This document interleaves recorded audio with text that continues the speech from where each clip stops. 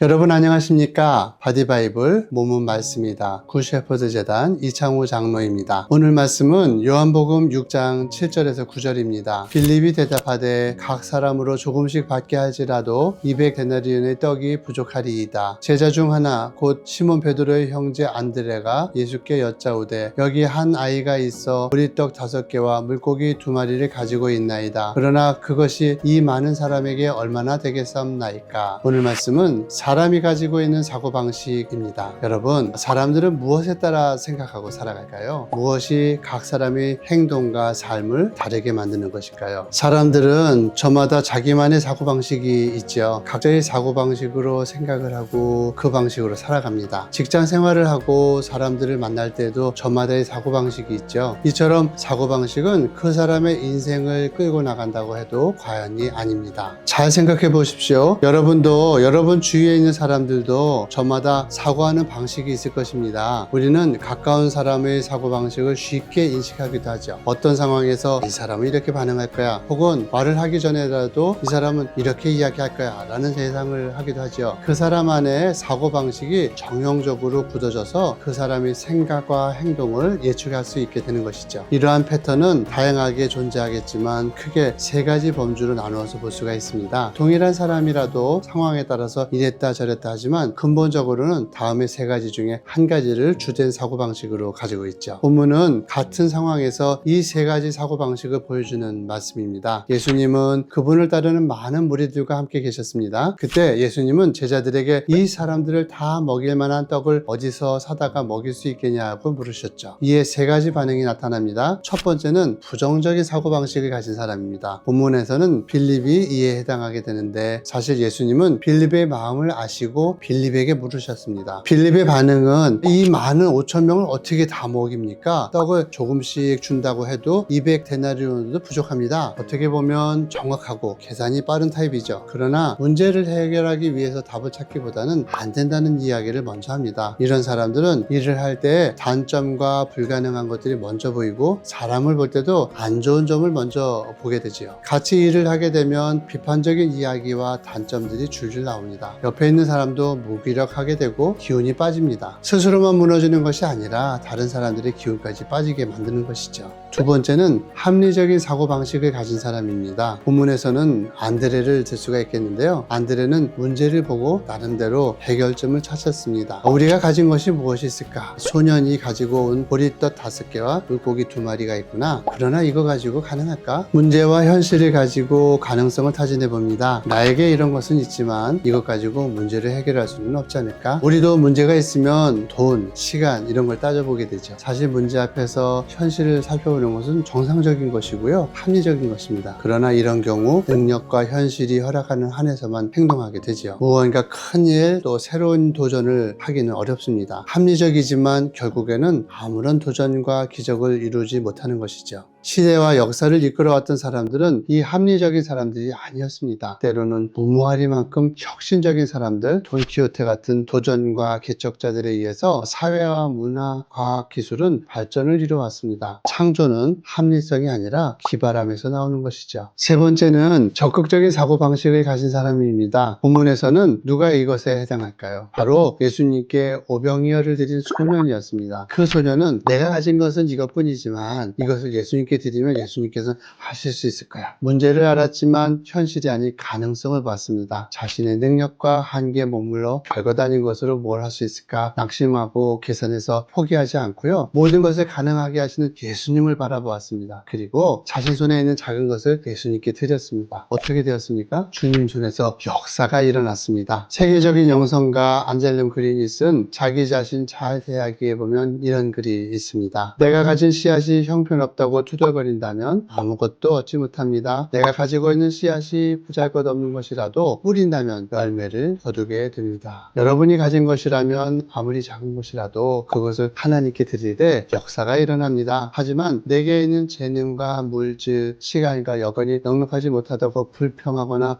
포기해버린다면 한 달란트가 작아서 아무것도 하지 않고 땅에 묻어놓은 종처럼 악하고 게으르다는 평가를 받게 될 것입니다. 여러분의 손에는 무엇이 있나요? 작은 것이라도 하나님께 올려드려서 열매를 보시기 바랍니다. 이상으로 선한 목자를 따르고 싶은 이창호 장로였습니다. 오늘도 적극적인 사고방식으로 주님의 역사를 보며 살아가시기 바랍니다.